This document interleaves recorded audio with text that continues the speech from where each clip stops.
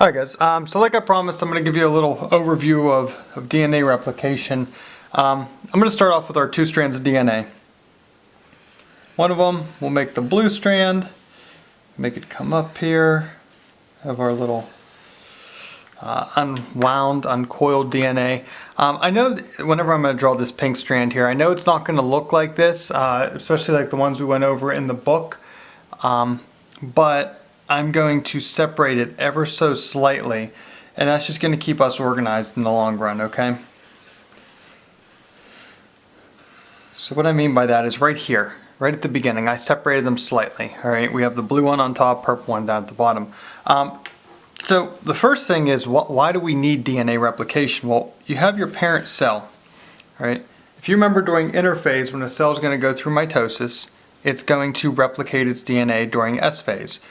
Reason why this is when it has our two daughter cells, when it splits. The parent cell is going to have our pink DNA, and it's also going to have our blue DNA. Now, each one of these, by the Watson and Crick semi-conservative model, each one of our daughter cells is going to have one of those original strands. All right. Now, they're also going to have a copy of the other one. So this blue cell down here, the daughter cell with the blue DNA, is going to have a copy of the pink DNA. I'm just going to call this the peach one, okay? But the peach and the pink will be the same, only difference is this will be a copy of it. It won't be the original, right? And the same thing with our other daughter cell here on the left. It's going to have the pink, the original, but it's also going to need a copy of that blue. I'm just going to use lime green for that one, okay? So our goal is to have a lime green and a peach replicated DNA on this side. All right, so the first thing is we got to have different ends. I'm going to call this blue end 3'. Now, if it's 3' on this side, what that means is over here, we got to have the opposite, which would be 5', okay? Same thing with the pink. We can never have 3' and 3' on the same side, so if this is 3', this side of the pink is 5', which would make this side of the pink our 3', okay? Few different players that come into this. Our first one is going to be, I'm going to draw him in gray here. This is like our Pac-Man guy. He's going to be right here, all right? This is going to be our helicase. And what helicase is going to do is he's going to come in, and if you recall, between all of our nucleotide base pairs, so when A bonds to T, when G bonds to C, we have these hydrogen bonds, very weak bonds. Helicase comes in, he unwinds our DNA, and he also pretty much unzips, like a zipper, our two strands of DNA. So that way, those hydrogen bonds in between are broken. Whenever we have this, I'm just going to do a few base pairs up here. Let's say that this was A, this was T, G, throw another G in there, C, and a T. All right. Now you know this other side, the complementary side, the A would have gone to the T, T would have been to A, C, C, G, and lastly A. Okay, so everything matches there. What's going to happen is we are going to, after we unzip it, we're going to have two different strands. All right, it's unzipped. These are no longer bonded together. We don't have the hydrogen bonds in between. They are broken. All right. So what I'm going to do is I'm going to enlarge one of our strands. All right. So I'll have our pink strand down here. All right. We had our A, our G, our C, the A, and the T. Okay? We said this was our 3' side, and we will say this is our 5' side over here. Okay? The first thing that's going to happen is we are going to start to make, if you remember from this chart, okay, the pink strand is going to have the lime green strand with it. So we're going to start to make our lime green strand here. If we start making our lime green strand here, Okay. Now, we always said 3' has to be on the same side as our 5', so this side's going to be 5'. How this replication starts is, let me get another color here. We are going to have, and it can be between about 5 to 20 base pairs long. I'm just using a few base pairs here to save time and space. I'm just going to say this one's 2. But in here we're going to have an RNA primer. Okay, and what this does is it gives us pretty much something for our next enzyme to grasp onto. So the RNA primer, A would bond to, well, it's RNA, it would be U, and then G would be C, okay? But RNA primers is just something for our next, like I said, our enzyme to grab onto so we can replicate the rest of our DNA. After we have this RNA primer, we are going to have an enzyme come in. I'm just going to draw him right to here. Okay. And this is DNA polymerase. What DNA polymerase does is he's going to connect the rest of our base pairs together to the original strand, and he's going to start to add them to our new strand. So DNA polymerase comes in, and what we're going to have here is he's going to always go 5' to 3'. So he's only going to go this way. The C is going to connect to the G, another G. A is going to go to, for DNA, T, and then the T is going to go to A. All right. Now you'll notice that 5 to 3', it's going toward this area right here. This is called our, it's kind of where helicase is, our replication fork. All right.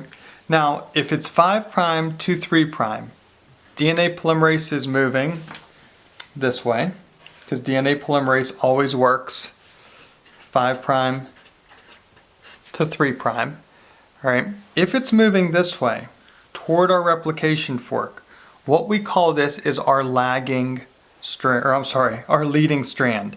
Why it's called our leading strand is that as our DNA polymerase is working, it's going from 5' to 3'. Okay, our 3' end is going to be on this side. As it's going from 5' to 3', it's moving to the right. And as it's doing that, don't forget we had our, right by our replication fork, we had helicase in here. Okay. Now helicase, as our DNA polymerase is working, our helicase at the same time is going to be unzipping more and more and more DNA. What that does is it makes this pink strand down here, okay, it makes it become longer. So in reality, it's going to be extending this way, and this little part that goes down here is actually going to be further over. All right, so in reality, this will no longer be here, and then we will have maybe an A over here, maybe a G, maybe a C. But the whole moral, or the whole point of this is that our strand down here, our original strand, is going to be getting bigger and bigger and bigger and bigger and bigger because of helicase as it continues to unzip all of our original strand. So even though our DNA polymerase is working this way, helicase is working at the same time, so they're never going to run into one another because they're just going to keep moving. Helicase is just going to keep providing more and more and more of that DNA for DNA polymerase to add nucleotides to. All right, so that is our leading strand. So in conclusion, guys, the leading strand, okay, it goes 5' to 3' toward the replication fork. So this means that our DNA polymerase is going to be moving toward the replication fork. And this is only for our leading strand. All right. What's nice about this is we're going to have one continuous strand of our replicated DNA, our copy, to put into that cell. And at the very, very end of our strand, DNA ligase is going to come in and he's going to seal those final gaps. All right. Now, let me go back to my original picture here. So we took care of this. Okay. We attached our new strand. All right. And then we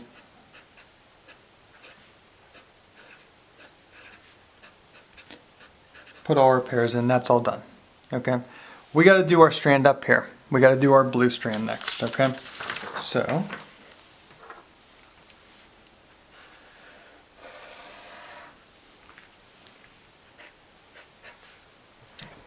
we got our T, C,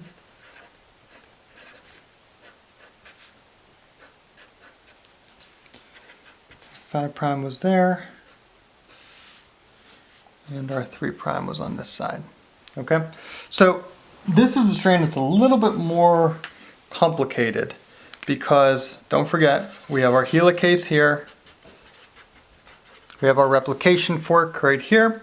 As we start to add our new strand on, I believe this was the peach strand from earlier.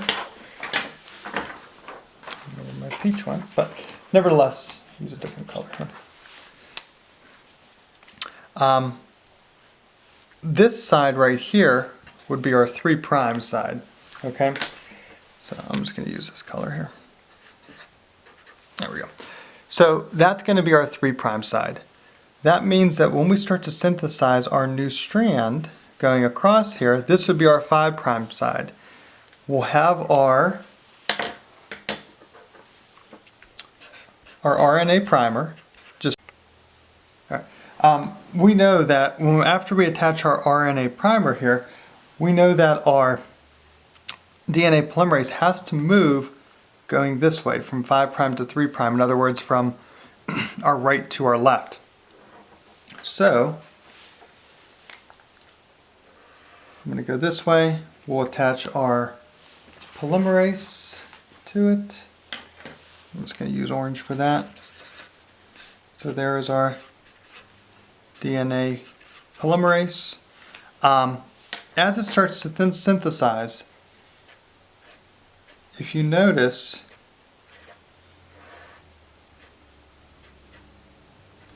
it's going that way. It's going away, okay, from our replication fork because it's going to be moving, our DNA polymerase is going to be moving from 5' to our 3' end, right?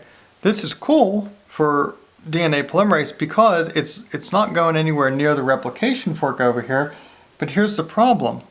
It's starting right here at this A. What's going to happen as helicase breaks apart more of them bonds and this becomes bigger? I should probably use blue for that. This is going to become bigger, okay? And helicase is obviously going to move down this way, okay? So it's okay, but the problem is, you know, we're not going to have nice big strand, one nice big gigantic strand like we did for our leading strand of DNA whenever we copy it. We were able to move toward, helicase moved in the same direction as polymerase. In this side, they're moving in opposite ways. Helicase is moving that way, polymerase is moving this way. So we're going to have a small fragment here.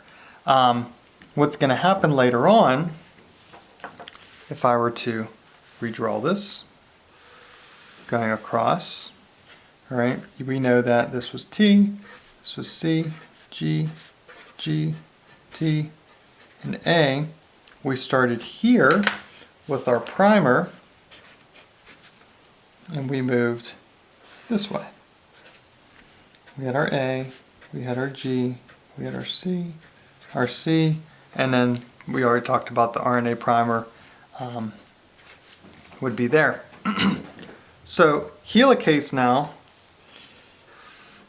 is all the way over here, all right? Because it just spit out a little bit more of our separated original strand. So let's say that we did, and I'm going to use a different color of this just so you guys can see the difference. Let's say it's a G, C, T, and an A.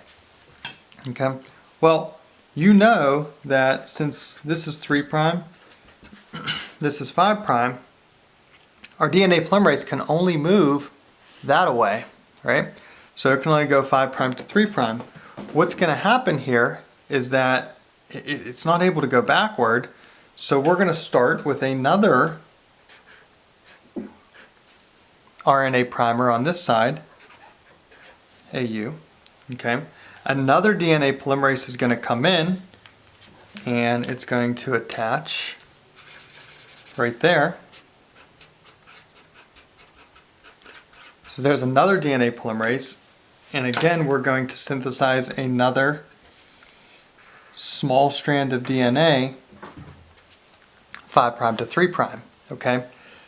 So C, C, G, okay? I'm just doing very small sections. In reality, guys, these would be thousands of base pairs even for these. Each one of these little pink things here, these little small broken up fragments, these are called Okazaki fragments, okay? And we'll have tons of these. Tons of Okazaki fragments.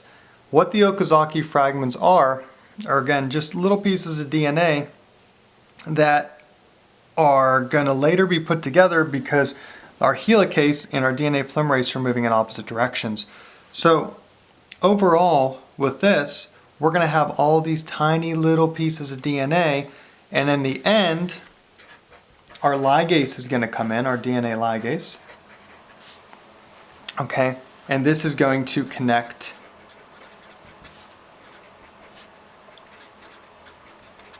all parts. Okay, it's going to come in, it's going to fill the gaps all between our Okazaki fragments. Okay, this whole thing here, guys, okay, this blue strand is called our lagging strand, or lagging strain, whatever you want to call it. Okay, the lagging strain is going to be the one with the Okazaki fragments. It's the one that is going to be synthesized away from the replication fork. All right, so hopefully this helped you guys out a little bit. If you have any more questions on this stuff, please let me know. Have a good night, guys.